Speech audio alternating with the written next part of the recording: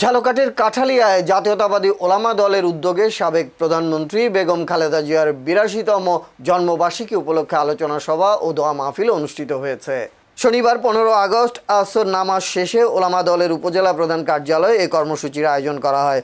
এতে কাঠালিয়া উপজেলার ৬টি ইউনিয়ন ওলামা দলের সভাপতি ও সাধারণ সম্পাদক সহ বিভিন্ন পর্যায়ের নেতাকর্মীরা উপস্থিত ছিলেন। আলোচনা সভায় বক্তারা বেগম খালেদা জিয়ার রাজনৈতিক জীবন ও দেশের স্বাধীনতা সার্বভৌমত্ব রক্ষায় তার অবদানের কথা স্মরণ করেন।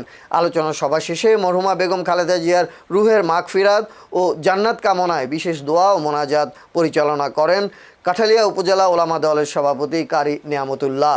মোনাজাতে দেশ ও জাতির কল্যাণ এবং গণতন্ত্র পুনরুদ্ধারের সংগ্রামে আত্মদানকারী সকল শহীদের আত্মার শান্তি কামনা করেও দোয়া করা হয়।